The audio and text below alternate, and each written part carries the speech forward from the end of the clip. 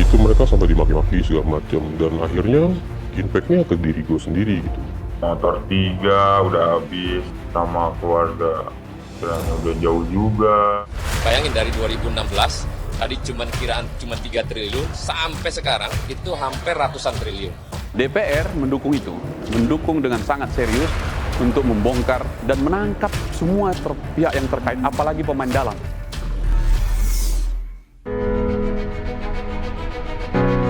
Kesejahteraan masyarakat merupakan salah satu persoalan Indonesia sebagai negara berkembang.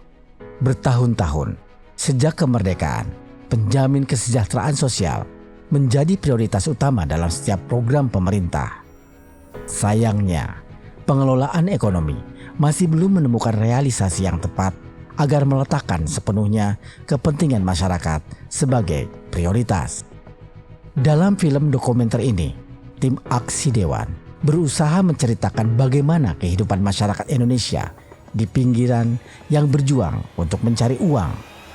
Kalau kesejahteraannya kita tergantung dari kita sendiri. Gimana ya, kita nggak bisa menjabarkan banyak ya. Karena kalau kita ngomong, kita nanti salah.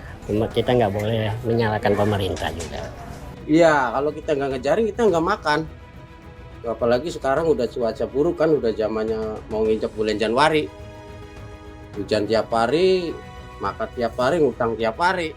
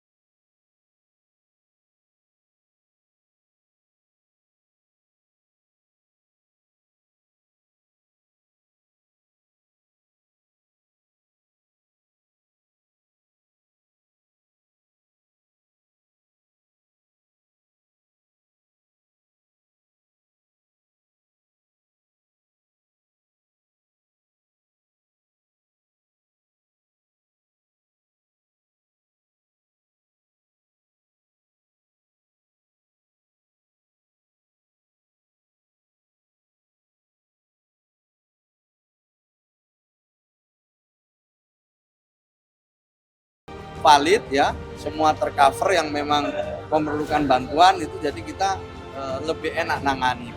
Tadi saya tanya, kita sebenarnya mau pakai data yang mana? Indonesia ini terlalu banyak badan pencatatan data gitu. Ini ada lagi data tunggal terpadu kesejahteraan sosial.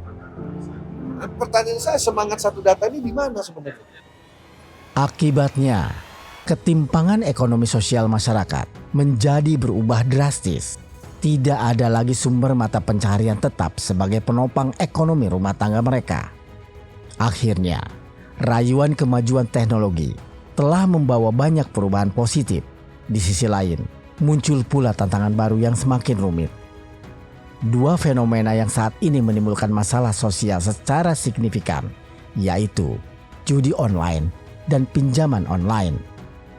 Kedua praktik ini tidak hanya memberikan dampak finansial, tetapi juga menimbulkan berbagai persoalan sosial yang kompleks.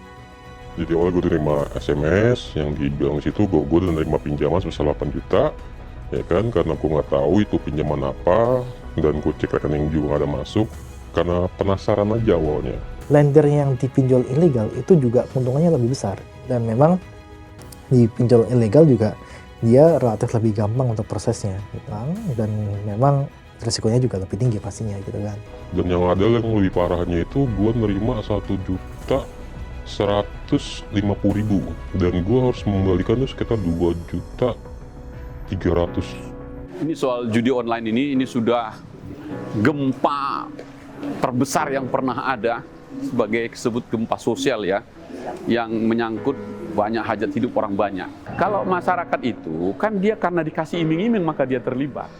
Coba Anda lihat judi online itu ya, seluruhnya itu bujuk rayu.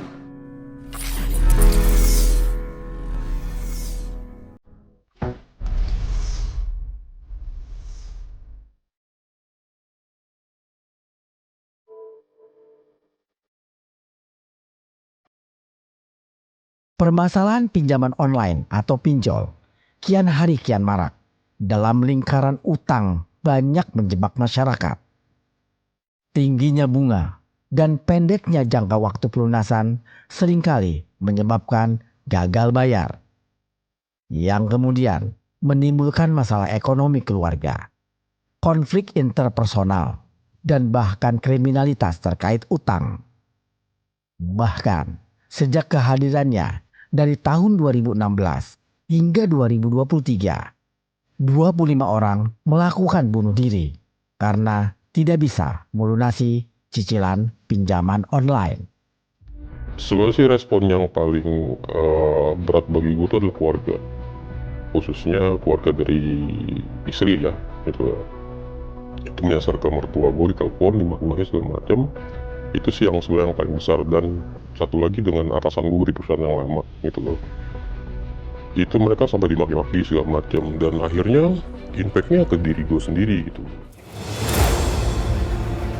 Tim Aksi Dewan mencoba melihat lebih dekat bersama legislator Dewan Perwakilan Rakyat Republik Indonesia, di mana kehadiran pinjaman online sendiri tidak ditampik kehadirannya sebagai solusi dalam mendapatkan pinjaman uang. Sebab untuk meminjam uang di bank diperlukan berbagai persyaratan seperti aset untuk dijaminkan, jenis usaha atau keperluan, hingga pengecekan data diri peminjam di BI Checking. Kita benahi bersama. Kalau memang ini mengacu pada aturan regulasi, berarti harus ada yang direvisi aturan ini. Misalnya, mereka tidak mau tahu bagaimana regulasinya. Negara wajib hadir, memberikan perhatian penuh komprehensif kepada masyarakat yang membutuhkan. Akhirnya, jalan alternatif terakhir masyarakat untuk mendapatkan uang cepat memilih judi online yang dampaknya negatif terhadap masyarakat tidak bisa diabaikan. Menciptakan kecanduan, kerusakan hubungan sosial, dan krisis finansial bagi individu yang terlibat. Sementara itu, pinjaman online menjerat masyarakat dalam lingkaran utang yang memperburuk ketidaksetaraan ekonomi. Ini cobain ini, katanya main ini, sampai sekarang akhirnya rusaknya.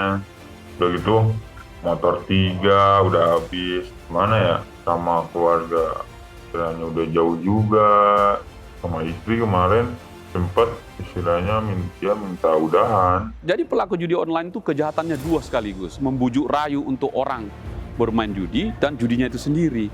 Dan yang ketiga, saya dengar dari masyarakat itu pasti kalah. Dia bisa menghabiskan penghasilan yang sudah ada, yang sudah sedikit itu, kemudian bisa menjual apa yang ada di rumahnya, sepeda motor, mobil, bahkan rumah digadaikan itu. Itu artinya komitmennya negara lewat penegak hukum sudah sangat kuat. Nah, DPR mendukung itu, mendukung dengan sangat serius untuk membongkar judi online dan menangkap semua pihak yang terkait, apalagi pemain dalam.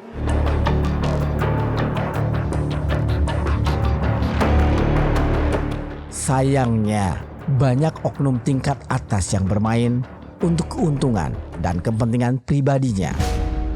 Pada tanggal 5 Agustus 2024, Kepala Badan Perlindungan Pekerja Migran Indonesia, Beni Ramdhani, diperiksa Bareskrim Polri terkait pernyataannya soal inisial T yang disebut sebagai pengendali judi online di Indonesia.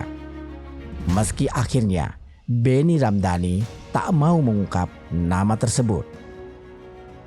Sebetulnya sangat mudah untuk menangkap siapa aktor di balik bisnis judi online. Saya cukup menyebut inisialnya T aja paling depan lah. Yang kedua saya nggak perlu sebut. Dan ini saya sebut di depan Presiden. Boleh ditanya kepada Pak Menko, Pak Mahfud MD saat itu. Ya, Presiden kaget, Pak Kapolri kaget, agak cukup heboh rapat terbatas saat itu. Orang ini adalah orang yang selama Republik ini berdiri mungkin tidak bisa disentuh oleh hukum.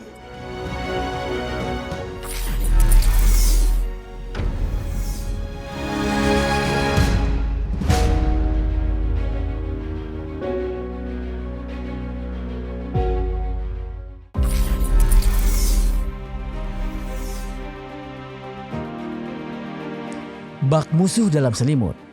Begitulah judi menawarkan iming-iming kemenangan instan yang padahal justru menjerumuskan pemainnya ke dalam lingkaran setan. Ibarat menepuk air di dulang, terpercik muka sendiri.